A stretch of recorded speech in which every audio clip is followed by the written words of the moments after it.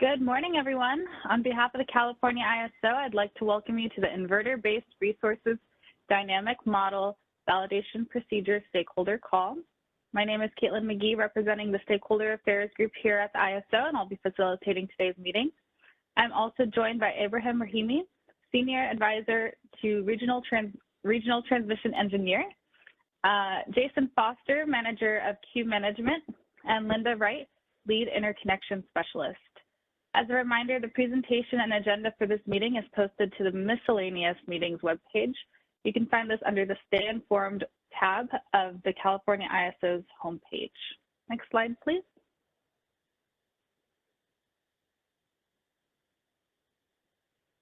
Next slide, please. There we go. Before we get, one more back, please. There we go. Before we get started, a few housekeeping reminders. This call is being recorded for informational and convenience purposes only. Any related transcription should not be reprinted without the ISO's permission. Again, we structure these meetings to stimulate dialogue and engage different perspectives. We do ask that you keep your comments professional and respectful. Next slide. So there's a few ways to ask a question or make a comment today during the meeting. If you're connected to audio through your computer or using the Call Me option, you can select the raise hand icon at the bottom right above the toolbar. If you're connecting through audio only on the phone line, you can press #2 to add yourself to the queue. And please remember to state your name and affiliation before making your comment or question today. If you do need any technical assistance during the meeting today, you can send a chat to the event producer. Next slide. So today's meeting, here's a brief outline of our meeting. We're going to go through the existing required tests performed by interconnection customers, proposed tests to be performed by ICs, demonstration of the test results on a sample case, and processes required of ICs providing the test results. Next slide. So with that, I'll hand it over to Abraham. Thanks, Caitlin, and thank you all for joining us for this stakeholder call. As Caitlin mentioned, the intent is, at a high level, is the tests that are already performed by ICs as part of their existing processes. And the additional tests that are currently performed by PTOs as part of kind of later validation and so on. And we go through those tests, and then we talk about the change is that the additional tests will be required to be performed by interconnection customers. And we'll go through why that is and so on during the presentation. I will cover the technical aspects of this process and so on, and Jason and Linda will explain the processes when you go through those, when and you need to provide these test results. As Katie mentioned, any question you can please submit in the chat and the panelists will respond. We're going to stop after slide 10 and slide 20 just for verbal discussions, any questions that you might have. Otherwise, submit your questions in the chat window. So I assume all of you are familiar with this existing processes is that every interconnection customer as part of interconnection requests and MMA processes, they perform flat run tests and bump tests on their IBR model. And the objective of including these tests when they were added into the process was that we make sure the model that are submitted, power flow model and the dynamic model, they kind of work together, and then the details, bus numbers and all of that are valid, and there is no major issue in the model, so that flat run and bump test could be performed on that setup, kind of a more or less as a quality check. I'm sure some of you are very familiar with this, but just for being thorough, flat run is a test that we don't apply any system disturbance. During the dynamic simulation, basically we load the power flow model, we load dynamic model of the IBR, and and initialize it and run for like 10, 15, 20 seconds based on the practice. And the expectation is that all the system variables, output of the IBR, voltage, everything will remain constant for the duration. Because nothing changed, it's expected that it remains constant. Bump test, on the other hand, is that we kind of apply a fault at the point of interconnection, and after a few cycles, we remove the fault. And because nothing changed, it's just fault is applied and removed, it's expected that after a few seconds, all the variables that we talked earlier, they'll go back to pre-disturbance values. So that's kind of the two tests that are currently performed by ICs as part of the processes. And the way they show these tests are done is that they submit the screenshots of plots that show the output of the, let's say, IBR, voltage, power, real power, reactive power in their submission. We'll get to examples of that later in the presentation. But that's how they perform these tests and show screenshots of plots of these test results. Next slide, please. So we see here on the left is a flat run test, as the name implies. It's just flat, real reactive power and voltage are not changing because there is no reason for change. And if they do change, basically means something is either parameters are need to be updated, or power flow and dynamics, they don't match on the rating and so on. And bump test on the right shows that we let it run for a short period of time, in like half a second, 1 second. We apply the fault. Obviously, the system will react to that. Voltage goes down to 0 at POI, and real and reactive power goes to 0. And then, but as soon as we clear the fault, it's supposed to be like, they need to recover and return to pre-fault values after reasonable time. If there's a sustained oscillations, or during the transient after fault clearing, there's a major overshoot and things like that, then further review will be needed. And ICs, by study engineers, by doing this work, they can modify the models to make sure the model parameters are in line with the project and result in acceptable performance. Next slide, please. So in addition to those two,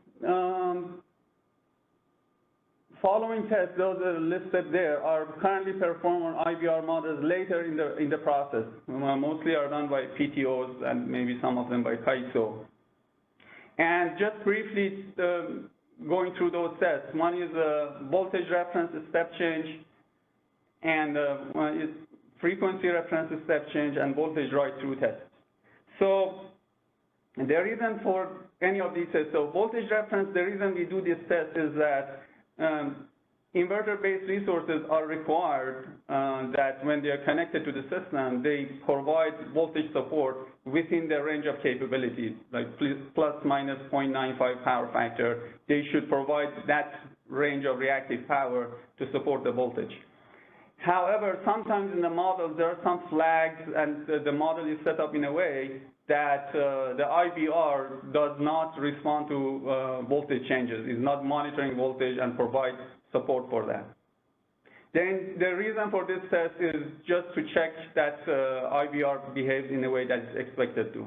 By changing voltage reference, effectively we are telling IBR we want to, let's say, increase the voltage or decrease the voltage, and IBR is supposed to adjust the reactive power output to achieve that reference change. We'll go a little bit more detail later, but at a high level, IBRs are supposed to do that in operations when they're in service. This test makes sure the model will reflect that that feature with regards to voltage support. Second test, frequency reference step change.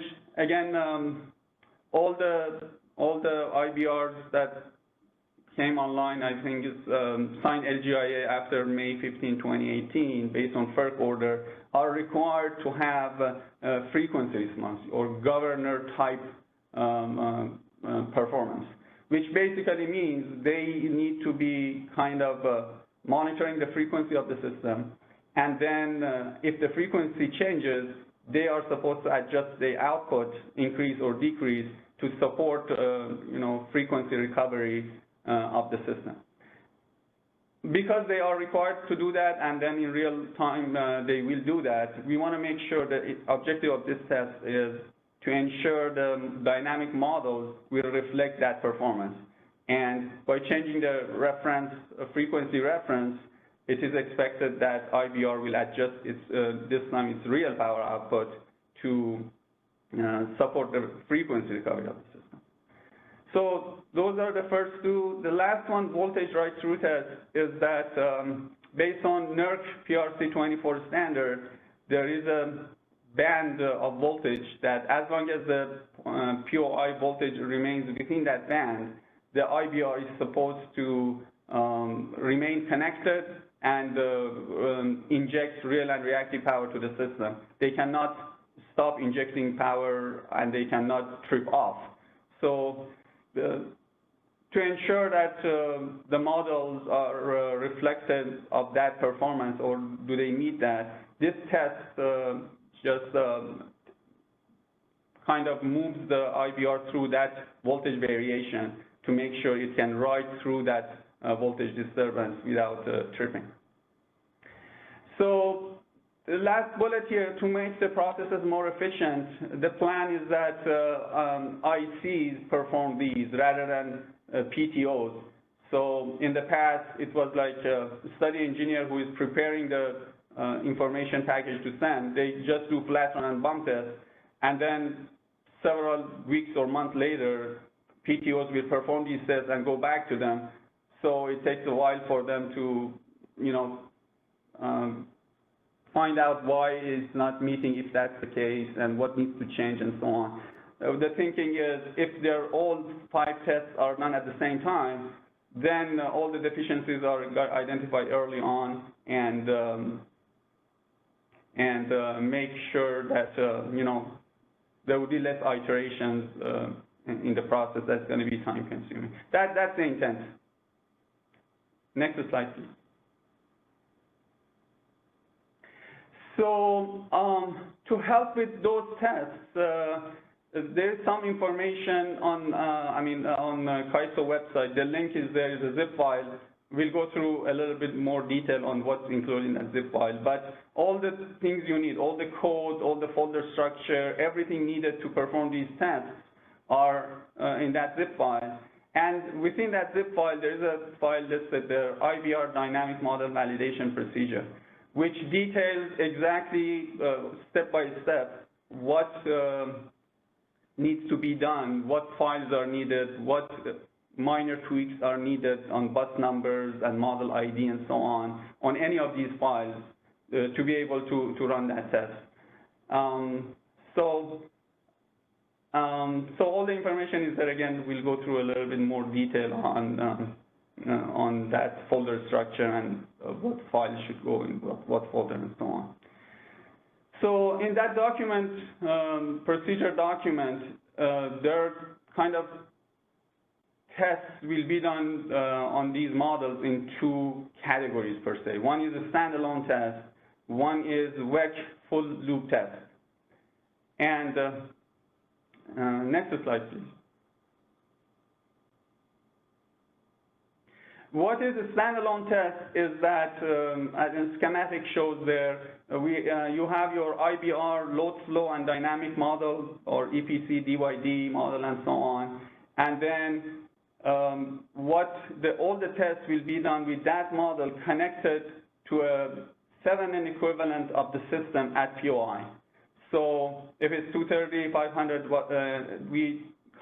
the entire system will be modeled as a 7N equivalent, which is basically a voltage behind an impedance. And the way that impedance is used is changing the system strength per se, or short circuit ratio. If you have very low impedance there, it means it's a very strong system and is a kind of high short circuit ratio because the fault current is going to be high if the impedance is low. And then if you want to test the IBR performance under not so strong, or you adjust that Thevenin impedance to reflect a short circuit ratio of, let's say, 2 or 3 based on, you know, what's expected to be in that region and so on. So that is called a standalone test. The only IBR is that, and the system, the only thing is just that Thevenin equivalent. The diagram at the bottom is just kind of draw file which shows a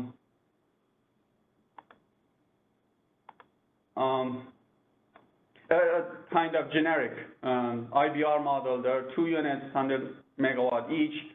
Then there is a step up to 34.5 kV, and then there is a model of a collector system, and then it's shunts to adjust the reactive power requirement, and then there is a step-up transformer to a system voltage level, and then the gen tie that connected to POI. That's kind of a typical setup for an IBR power flow model. And in the standalone test, we model all of that. The only thing will be modeled from the system is what's in that red circle. It's just the voltage source, and the impedance is a parameter within that and within dynamic files. So nothing else from the system will be modeled in this test. So that's what is referred to as standalone test in the document. Next slide, please. The other test is WEC full loop test. Is basically, this is kind of schematic. A project is connected in that 230 kV bus, but when the tests are done, the project, along with everything else in WEC, all the generators, all other IBRs, the entire WEC system will be modeled in that at that snapshot, summer peak, winter peak, whatever that might be. And then the system, the test will be done through different disturbances and faults and so on and so forth. So what will be changing, or what would be expected, is that a second bullet there. ICs are only required to provide the test results for the standalone tests. So what we are going to ask is that, in addition to flatten and bump tests, include the other tests for the standalone configuration. Your project plus a Thevenin equivalent, and show the results for all those 5 tests. So the WEC full loop tests are performed later as part of, you know, phase 1 study, for phase 2 study, or when everything else are included in the model and the studies are performed and so on. I think, yeah, this is, I think, a good spot to pause and see if there are any questions before we go into details of, you know, some of those tests and how to perform them and so on and so forth. I don't know, Kathleen, are there any questions in the chat or on the phone? Yeah, and just a reminder to folks, if you do have a question, you can raise your hand using that hand icon in the bottom right of the window, and then if you do want to ask your question through the chat, I'll read it aloud. So the first question we have is from James McNears with NCPA in the chat. The question is, are the additional tests requested in slide 7 all derived from the IEEE 2800 recommendations, trying to determine alignment between the NERC and IEEE guidelines? Oh, okay. Thanks for the question. I mean, IEEE 2800 is a big guideline and a standard and all of that. But the short answer is no, because these tests we've been performing these tests for last few years as part of other processes or other requirements that, like, IBRs need to respond to voltage, support the voltage, or they need to support the frequency, and they need to meet NERC standards. So that's the reason we've been performing these. The only change here is we like to ICs to perform this earlier in the process so that identify the issues and submit it. So that's the reason for these tests. So what in future, are we gonna, you know, potentially update these, or if there is new requirement, we may, you know, update the codes or add to it and so on and so forth, so that make sure the models meet the requirement before submission. I hope that helps. We do have a question on the line from Abhishek Singh. Go ahead. Okay. You guys hear me? Yes. Yes. Hey, Ibrahim. Hi, Abhishek. So I had a question about the WEC full loop test part. Everything that you said makes sense to me. What I've seen, Ibrahim, is that usually if the model performs well in a standalone situation, and if there is issues that arise on the WEC full loop test, there is a lot of back and forth which basically takes place because that WEC full loop case is not shared, you know. So is this KISO either going to tell us the WEC base case that was used for the assessment that was done by PTO, or how would that communication take place so that this back and forth kind of gets reduced for this full loop test? Thanks, Abhishek, for the question. I think technically, the more tests are done sooner, the less work later on. But I think I asked Jason or Linda, process-wise, how that could be coordinated, if at all, to have that done earlier. Hey, Abhishek, it's Jason. If I understood your question right, you were just asking kind of how the back and forth would work with the PTOs. Is that correct? No, so it's basically the WEC full loop case. I think there is some complexity around sharing the WEC base case itself. And unless and until you both PTOs and the ICs are using the same case, the results would not match. So Sure. I was just wondering if KISO has given any thought to how that part of the process would be tackled, or if this is something that's beyond the scope of this discussion today. I do not have an answer for you, but certainly we can take that down and figure out what that looks like through the process to ensure that we're using the same models. Abhishek, are you saying that the customers and the stakeholders don't have access to the same WEC models that the ISO and PTO is using? Sometimes that is the case, yeah. I mean, there is, obviously WEC cases do need some special permission for interconnection customers to have access to, and those permissions sometimes are not there. So I've seen a lot of back and forth where, because of this base case issue itself, the process takes longer than usual. Okay. Ibrahim, is there a place or a way to identify which WEC models are being used by the interconnection customer to get the results on this IBR resource? Sure. Jason, just briefly, as you mentioned, Abhishek, earlier, that's beyond the scope of this, this call. We are focusing on that. But again, in the broader perspective, the more coordination would be better for everyone. I'm not sure the reason for not sharing the WEC case itself. I don't think that is an issue because it's on WEC website. Everyone has access to, and that's the starting point. Potentially, the potential issue is when you plug in all the models, so all other IBR models will be in that case on which WEC full loop test will be performed. And I think there might be, again, some confidentiality issue potentially. If you share that case, you're sharing all the information of all the submissions. But I'm speculating here, Jason. Maybe we can take this offline and see what is the reason of not sharing that. WEC is not an issue. I think the additional information is what needs to be figured out. Okay. Yep. Let's take this. Good point, Abhishek. We'll take a note and look at it internally. Okay. Thank you. All right, we do have two more questions in the chat. So let me read the first one from Anthony During with MN8 Energy. The question is, will the KISO provide the 7 equivalent at the POI, or will the IC be expected to get a system model and find the 7 min impedance at the POI?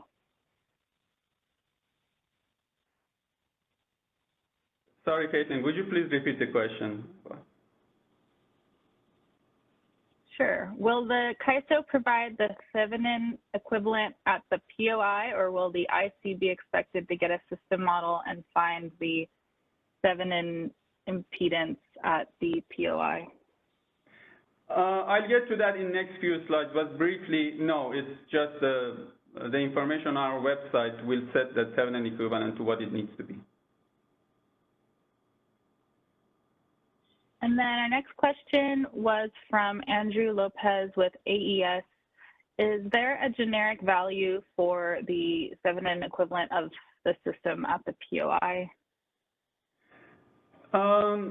I think the answer will be similar to previous one. There are kind of EPCL codes on that zip file which sets the Thevenin equivalent impedance to reflect the system strength, a short circuit ratio of 2, 3, 4, 5, depending what your project is. So depending on your project, where it's connected to the system, then you use those. And usually, we'll get through that. We test them at short circuit ratio 2 and 3, which is kind of at the lowest end. If they are okay or they perform in an acceptable way in those, then you know that for the other ones, they should be fine too. So. And then another question in the chat from Nasir Shah with Avantis Clean Energy. Do IC have option to provide additional tests using WEC model rather than standalone system? Again, this is a process question, but my thinking is these test results are needed, but any additional test results, I think, is an option that they can provide. But yeah, I need Jason and Linda to speak into regarding the process. Yeah, why don't we get through the presentation and we can talk about the process at the end. That way we're encompassing all questions and clarifying it at the same time. We do go over that in the last slides. Okay. And then we do have a question on the line from Hassan Baklu with SDG&E. Go ahead and unmute yourself. Two clarifying questions, and if you can confirm. First of all, the tests are performed at POI, not at high side of the step-up transformer. And I think you are clear, but just to make sure, because there are sometimes this question comes up that where the tests are done. And based on California ISO, not based on FERC, I think the tests are performed at POI. And if you can confirm, yes. So next one is that when we are talking POI, there might be a hybrid plant that the IBR is part of that. And the part of it could be, in the recent case we had, part of it was another unit which was conventional from the past, basically a synchronous machine. Then if you can also touch on that, in that case, what you expect to IC to be aware of and to look at when they do the test, because they come back and say, no, we want only to test this smaller portion, which is just the IBR, and we are telling them that no, it should be performed at POI, and it should include both conventional and IBR when you do the testing. And if you can clarify that and verify or confirm whatever in your presentation, that would be great. Okay. Yeah, a short answer is, yeah, even if there is fully IBR or is part of another plant, if they are required to perform in a certain way, support voltage, frequency, voltage, and then they will be needing, they need to do these tests. But as we go through them, maybe we can touch base on kind of whether they are on only IBR or as part of hybrid plant, what would be different, if any.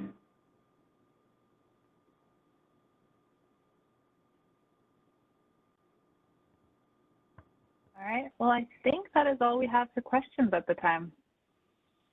Okay. Thanks. So next slide, please.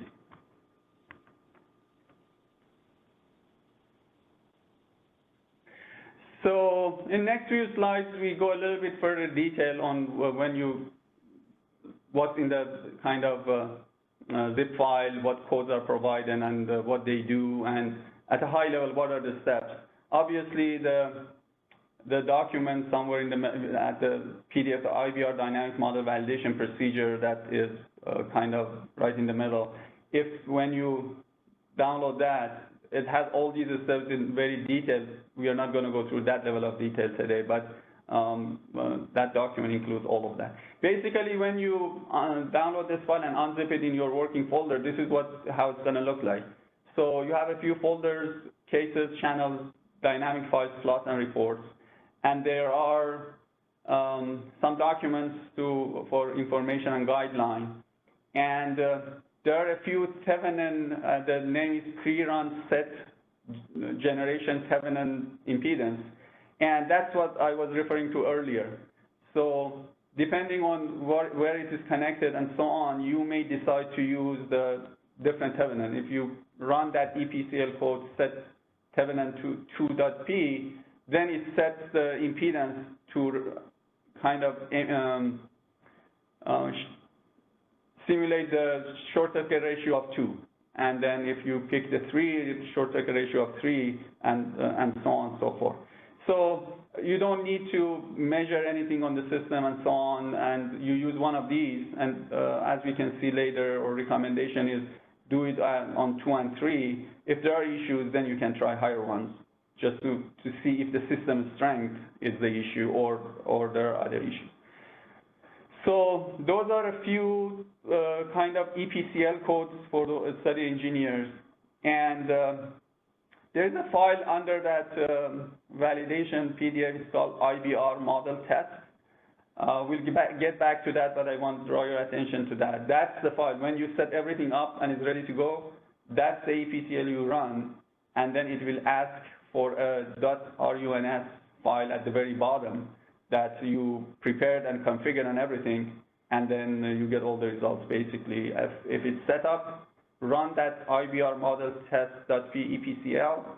It will ask for a runs file that you configured before, and then you get all the outputs that we go through it later, and then you just take a screenshot of the response, put in your report, and that would be the process. So as I think that's all I wanted to mention on this slide. Yeah. Next slide, please. So a standalone test process is that you represent the grid at POI with a Thevenin generator, but when you said represent, you use basically one of those kind of EPCL codes. Thevenin generator MVA is a plant MVA, and that's critical. And the reason is when you say short circuit ratio of a certain value, you want that to be based on plant MVA. If it's 100 megawatt, you want the short circuit ratio be based on that. If it's 500 and so on. So that's an important piece. And the second sub-bullet is Thevenin impedance is to represent the desired short circuit ratio for model validation. Basically, by selecting lower by selecting lower short circuit ratio, it will be higher impedance or kind of weaker system. But all of that will be done as part of that EPCL code when you select what short circuit ratio you need, 2 or 3 or any number. Then you pick that EPCL code in your configuration file to perform the tests that are listed there. Next slide, please. So a little bit further detail, where do you put the input data? One is you have your IBR models, you have the generator added to it, and then you create a .save file. And you pick a name based on your convention. And the other thing is we have to make that POI bus type 0 swing bus, which basically means your IBR at the generator end. They generate some power and it goes through all the collector system, transform. At the end, there will be some power injected at POI, and that power will be going to Thevenin equivalent. So That's important to make sure that POI bus type is 0. That's why the Thevenin generator connected to that bus will be absorbing all the, all the power. So that save case will be saved in that cases folder highlighted there. That's where you save power flow case. Second is one of the folders called DYDs. Up there at the bottom, it shows when you unzip the file and look at it, I mean, it has all these EPCL codes and other files already in it.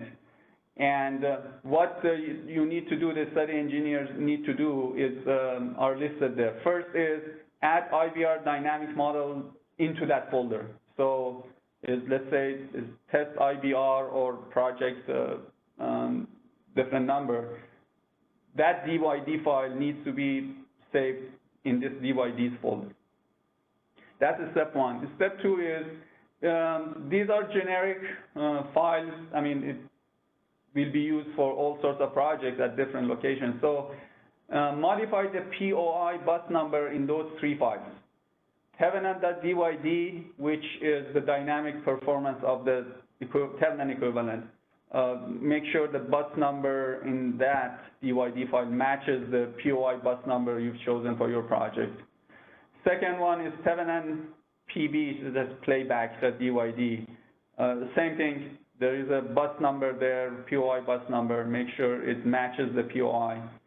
And bump test, that EPCL bump.p basically applies 3-phase fault at POI, but for that it needs to know what POI bus number is. So you need to modify it to reflect that. The other one, the plant controller model, REPC, either A or B, depending on what you're using, is that that again that model is associated to a bus number and a model ID, which needs to be updated on those EPCL files. So we modify what's listed on the second and third bullet, but let's not change the flat.p file, which is generic. You're not applying any fault or anything, so it should work for any project. You need to update that. You don't need to update that. And then the other one is play voltage right through the CSV file. We get to that in a second, but that is basically the NERC standard, so it won't change from project to project. Those two will be used as is in your evaluation. Next slide, please.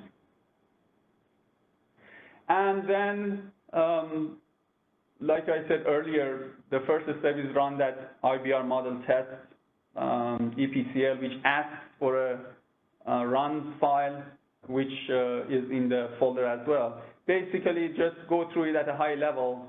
Is that here it kind of lists 6 different tests. Based on your project, you may decide to do additional tests with higher SCR. Basically, that would be it. But nonetheless, the first test, I'll go through a little bit more detail, first couple, and the rest are very similar. The first one at the top, it says flat run and summarize control setting test. So there are a number of inputs to that that run per se, that dynamic run. One of them at the very beginning says test IBR.save. That's just a generic name. It could be, if for your case is different, change that name to match what you have in mind in your study. So that's the power flow model, which is an IBR model because it's a standalone test and a Thevenin equivalent. And 3 other files are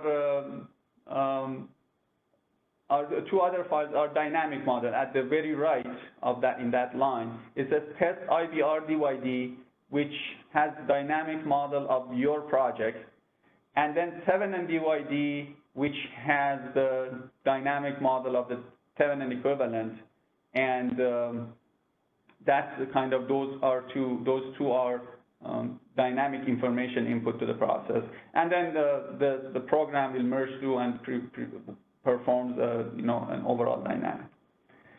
Now the second on the left, it says 3-run set generator Thevenin 3, which basically adjust the Thevenin impedance to reflect a short circuit ratio of 3 based on plant MVA and so on. That impedance will be adjusted just for that.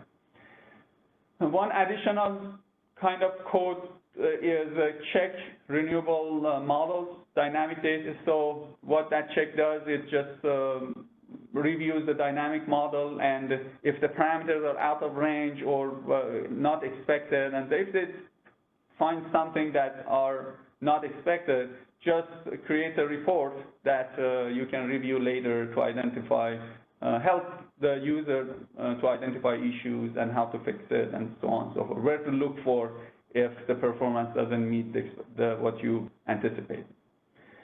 And then flat.p is just a flat run.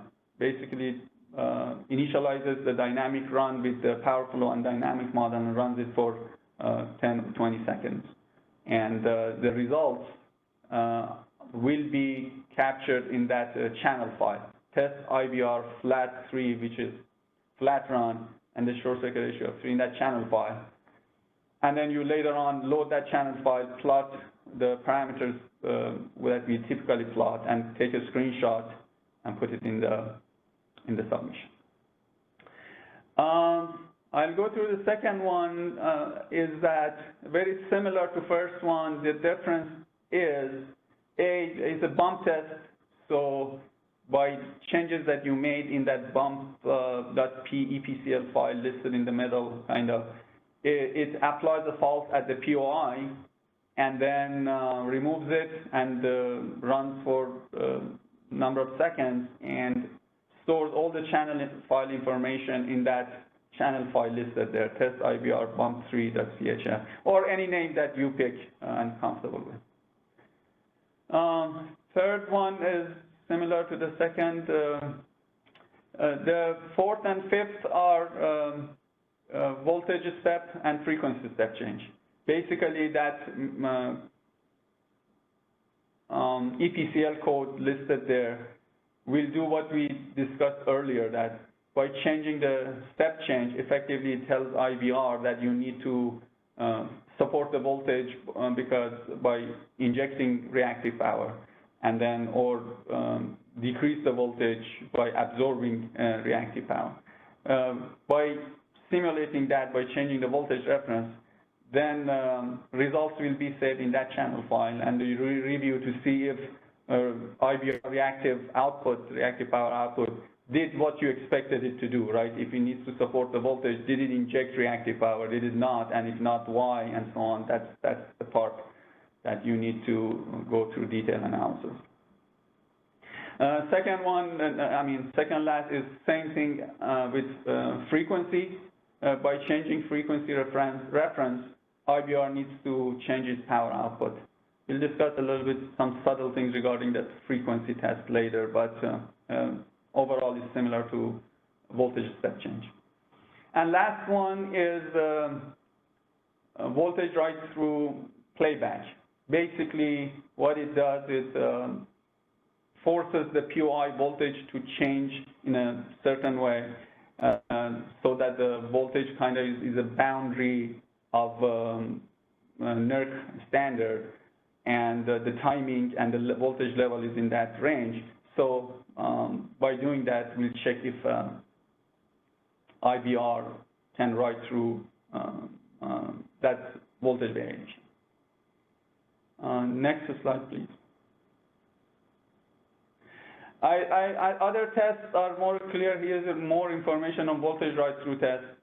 The table on the very right, it says PRC24 voltage write-through requirement, which basically says if voltage goes, the first row, voltage goes below 0.45 per unit, the IBR needs to remain connected for 150 milliseconds, or 0.15 seconds.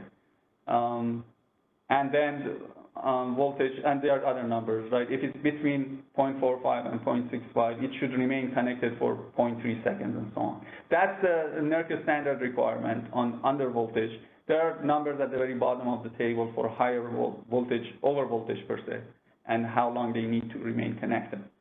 So if you open play VRP.CSV, there's a table right there that kind of which will result in the POI voltage similar that is shown on the plot there. So it starts with 1.02, and then voltage goes down, and then goes to different levels.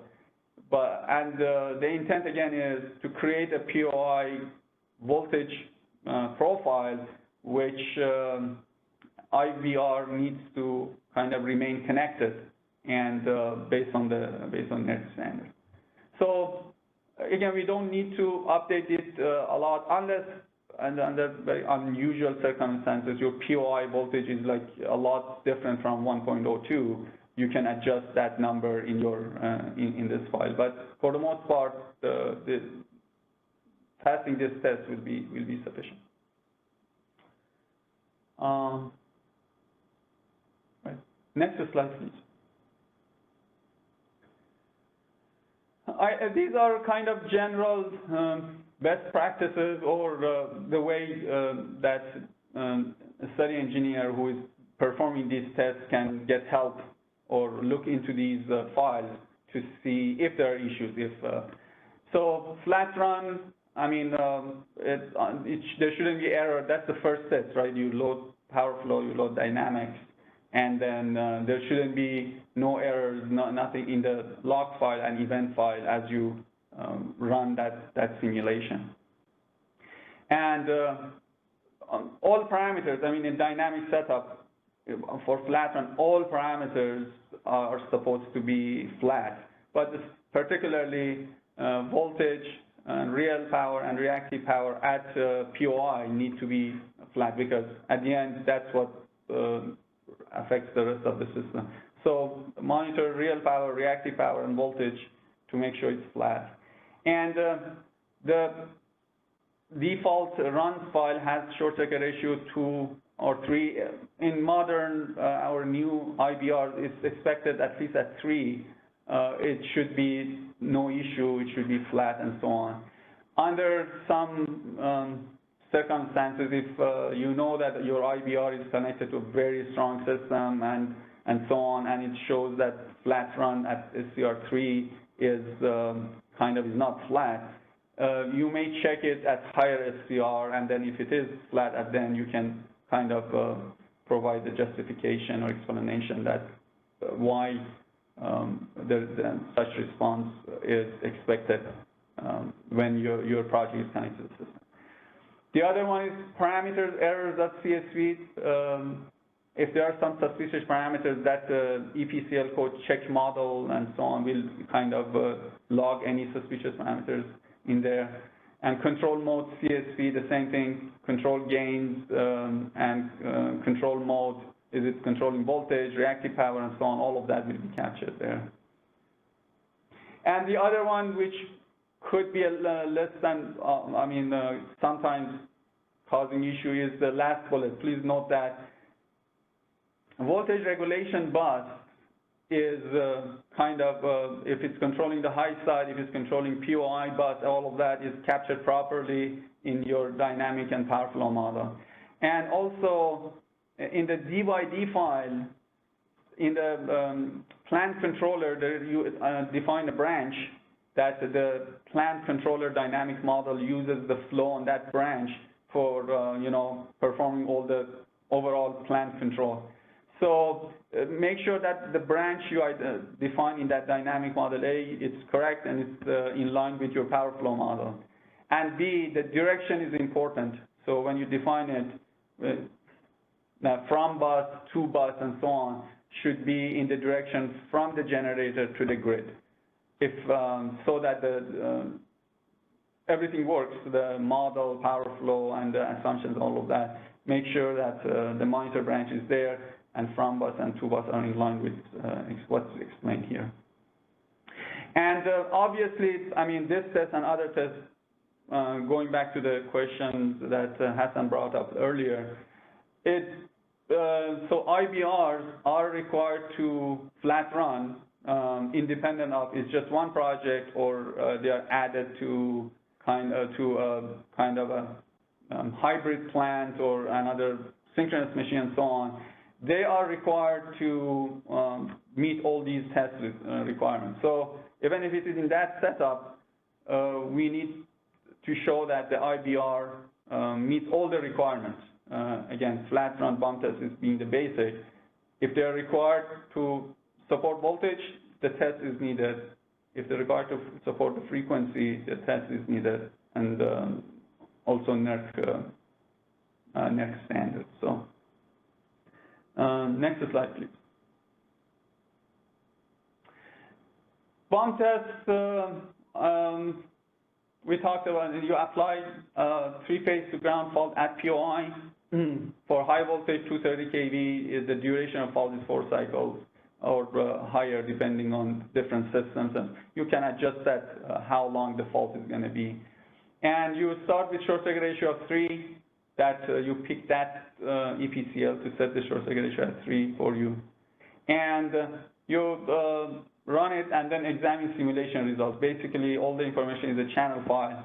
You review the generation controller, the IP command, IQ command, and real power, reactive PQ priority, and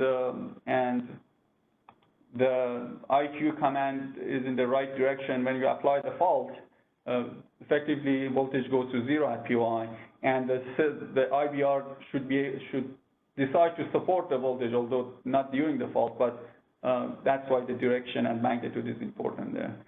And observe post-fault overshoot.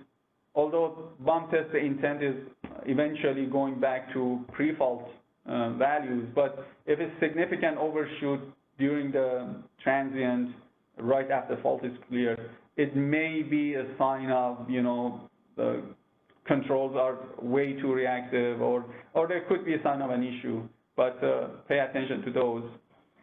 And if there are multiple generators within your plant, or could be number of PV or PV and battery storage and so on, let's make sure they are coordinated. It's not like one of them is supporting in voltage and the other one is not, or they are fighting against each other and so on. Make sure they are coordinated and they're supporting voltage, frequency, and in a coordinated way. If it's unstable, you may try another EPCF to have a short circuit ratio of 4 or 5 to see if that is the reason for the for the issues, for sustained oscillations or undamped oscillations and so on and so forth. You can test at a higher short circuit ratio to see if that changes the response. Next slide, please. Again, voltage reference step change. The reason for this test is to ensure IBRs will support the voltage within the reactive power capability as expected from them. So that's why we do this test. And what the EPCL does is that it runs for 5 seconds with no change, and then at 5 seconds it will increase the voltage reference by 0.05 per unit. And it is expected IBR will react to that and will increase the, increase the reactive power injection to increase the voltage to the new value. And then runs that for 30 seconds, and then after that, it reduces by 0.1 from the new value. Effectively, you increase by 5%, and then as a net, reduce by 5%. And IBR is expected to react to voltage reference change by trying to support the POI voltage with new reference. So the parameters to observe is, again, IP command and IQ command in the generation control model. Observe Q gen response and response time. So by seeing a different voltage reference, what it will do is change the reactive power. That's how it controls the voltage. Compare with Mod 26 test. This is mostly applicable to MMAs or the existing generators that have been in service and now it's going to be repowered or going through inverter upgrade or anything. So for those, if there are Mod 26 test results you can compare if they match. Because similar tests like voltage reference changes are done as part of Mod 26 tests, and then can check if those tests are in line with what your model, dynamic model, is providing. Next slide, please. Frequency reference step change, similar to that, but to voltage, but with regards to frequency. Since FERC ordered all the generators signing LGIS since May 2018, they are required to have a governor type response. They should be responsive to frequency. Generators coming online or before that, they may or may not have this capability, and that would be case-by-case basis. But anything coming online after that and any new project, they need to have frequency response. One difference between frequency reference step change and voltage is the second bullet. So to test upward frequency response, pre-fault PGN should be lower than Pmax. So the way an IBR, inverter-based resource, supports the frequency is that they will adjust their real power output to help systems settle at the new reference frequency. So if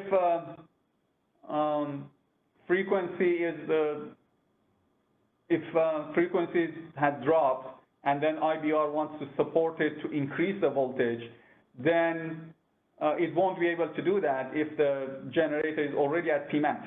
So if it's already at Pmax, then it cannot support the frequency of the system. So for this test, when you set up your power flow, it's better to dispatch the IBR at a value less than Pmax. Maybe leave a dispatch at 90%. If it's a 100 megawatt unit, dispatch at 90 megawatt, so that when frequency reference kind of requires real power increase, the generator, the IBR, has headroom per se to increase its output. So that's kind of difference between frequency and voltage reference step change. Then third bullet, the code, the frequency step EPCL code, runs for 5 seconds without that, and then it reduces power plant controller frequency reference by 3.3 hertz. So it's basically telling the IBR plant to reduce the frequency by that much, which is, and that's a significant change, like 0.3 hertz is a lot. And then the expectation is because of that, the IBR will reduce its output based on its deadband and droop. It will reduce its output to help the system to reduce the frequency. And then after that reaches somewhat steady state, and at kind of 35 seconds, it does the opposite. So effectively from 60 hertz is reduced by 0.3 to test the other direction. And in this case, by increasing the frequency reference, it is expected IBR to adjust its output to help the system to reach the new required frequency.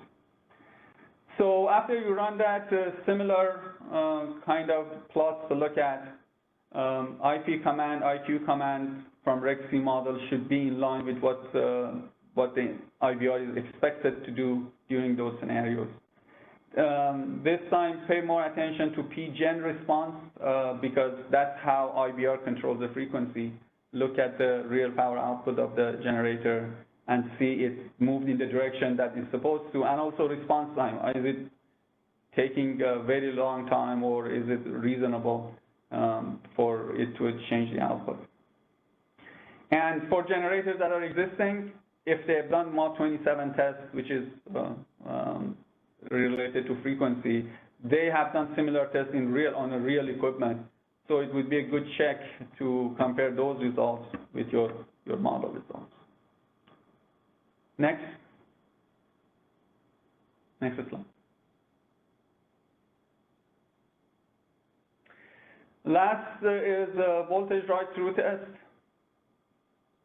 It says play the voltage signal POI. It will be done by that automatically. So the EPCL code will pick the information from that CSV file and will adjust. The user doesn't need to do it manually. So by running it, effectively this what happens. POI voltage will move the way we discussed in earlier slide. And second one is the IBR should write through the test. So basically, the important thing is at the end of these all voltage variations, IBR should remain connected and should inject the same power as it was before all these disturbances. Let's say start 100 megawatts, you change the voltage to a very low value, and then later on to higher value, and then it comes back to normal. At the end, IBR should be connected and inject that initial power at the end.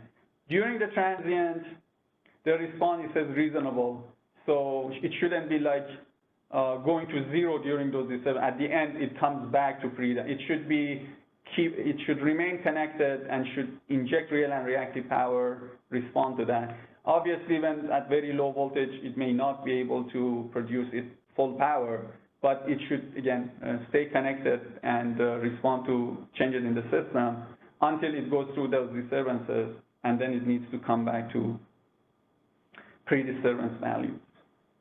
All of these tests, first two, you already kind of provide snapshots of the IBR response in your submission.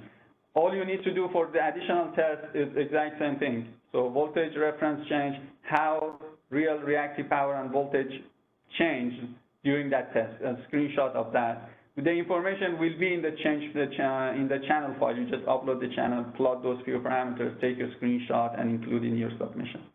Frequency, same thing, and plot real reactive power and voltage, screenshot of that. And voltage write-through test, again, real reactive power and voltage, plot that and take a screenshot, include the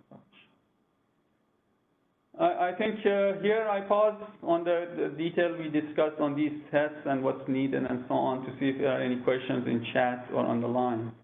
And then after that, I'll hand it over to Jason and Linda to discuss the process. Yeah, we do have a question in the chat from Mr. Shah with Aventis Clean Energy. It says, KISO/PTO directs us to set PGen equal to Pmax. How would you do the frequency test with that model?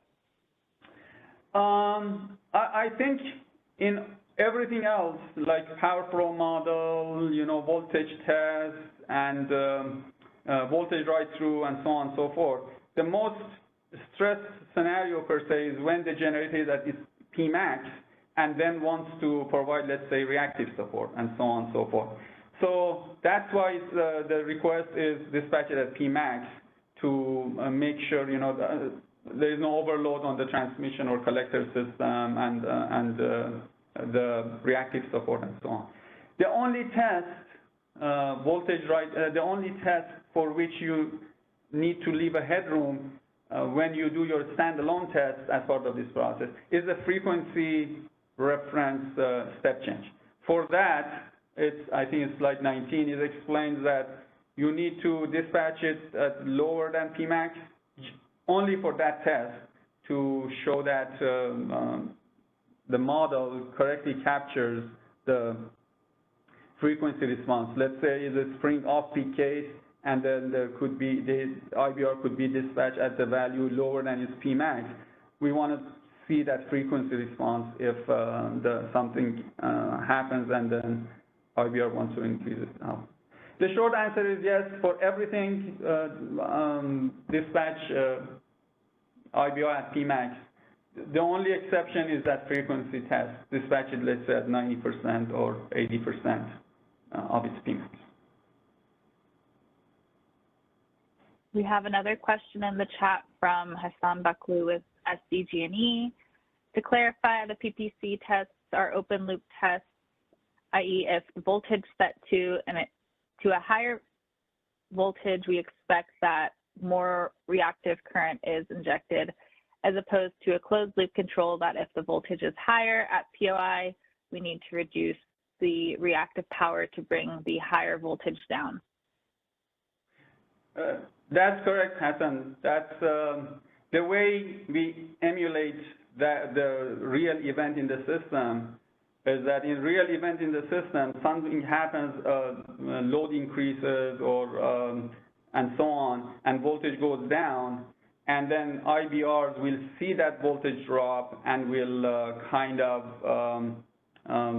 inject reactive power to support, right?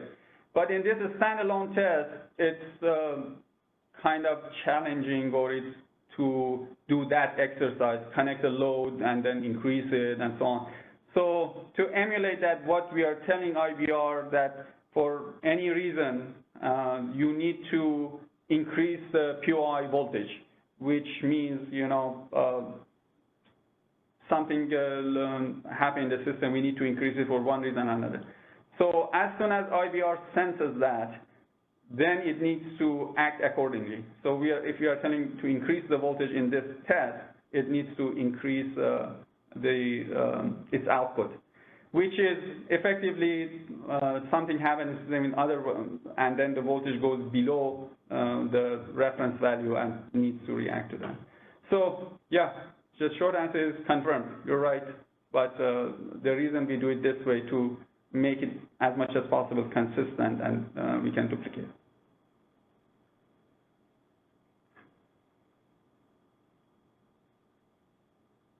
All right. He does have a follow-up question. Also, do you show damping and oscillation is acceptable? Is it 3% damping or 5%?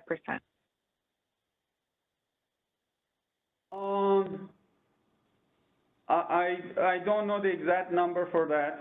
So I think whatever the practice has been, we'll continue to do that. But in general, it is at a high level from engineering judgment perspective. Here, I assume that relates to bump tests that you have those oscillations, is that when you have a standalone with a kind of Thevenin equivalent, the expectation is that you have a better response compared to when it's connected to WEC full loop test. So if you are going to pick a number, I would go with a higher damping.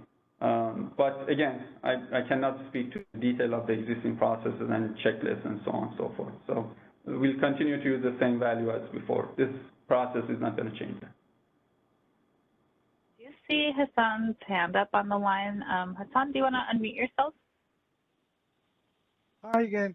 A follow-up on that damping. Yeah, this question came up when we had a hybrid plant, when we had IBR side by side of a conventional, and conventional was going through its usual damping, acceptable damping kind of. But we wanted to show that this is following some criteria of California ISO or WEC.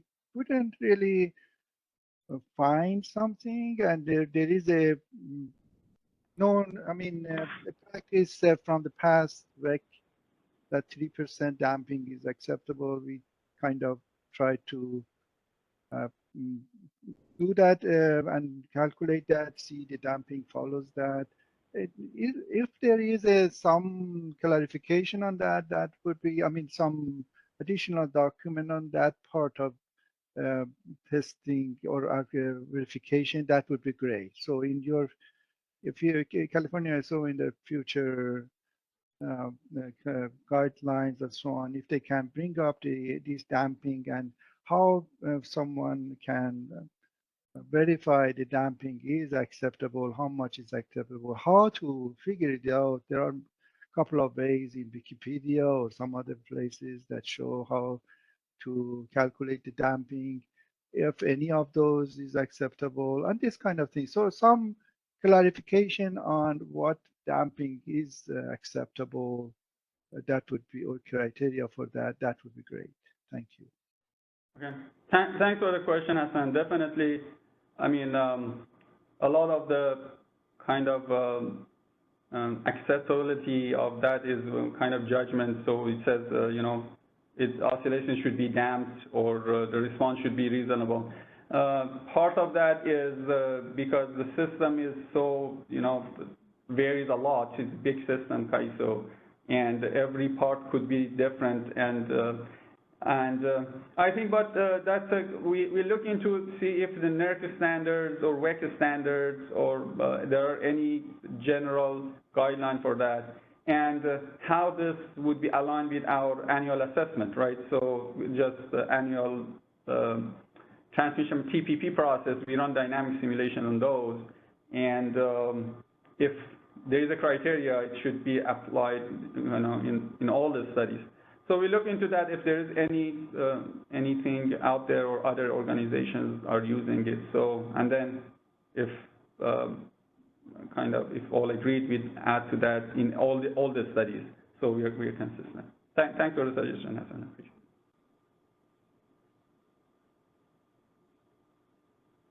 All right, that is all I'm seeing for questions at this time. All right, with that, I hand it over to Jason and Linda. Thank you.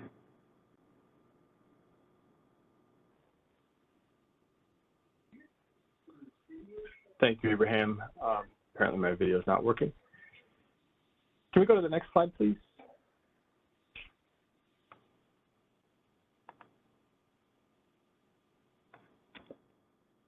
Great, thank you. So effective immediately for the modification request processes or queue management related processes, we will be requiring the IBR results to be submitted with those modification requests. For any existing requests that are still in validation mode, we'll just adjust accordingly as we go through those processes. And then it's still to be determined the extent to which the Cluster 15 applications will require the IBR tool. Some of that will shake out, I think, in the interconnection process enhancements initiative that's currently underway. And then this will certainly be a requirement for Cluster 16 and going forward.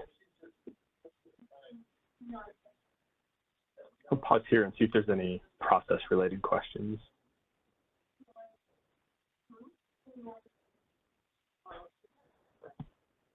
I'll give it a few seconds. I'm not seeing any questions yet. But if you do have a question or a comment, feel free to use the raise hand icon or type it into the chat.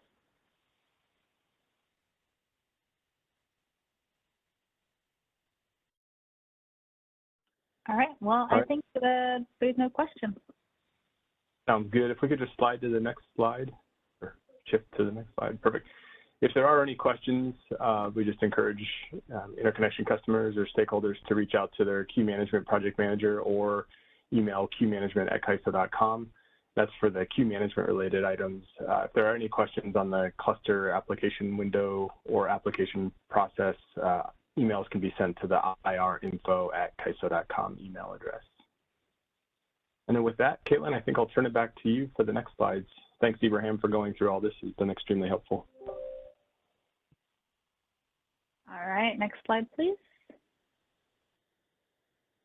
Well then, if you do have any comments on today's discussion, we ask that you please submit them by June 26th. We'll have just kind of a broad comment template posted on the miscellaneous meetings webpage later today, or hopefully no later by tomorrow morning. If you do have any last minute questions, you can reach out to ISO Stakeholder Affairs at CAISO.com as well. So thank you to our presenters today, and thank you for participating in this meeting. Have a great rest of your day.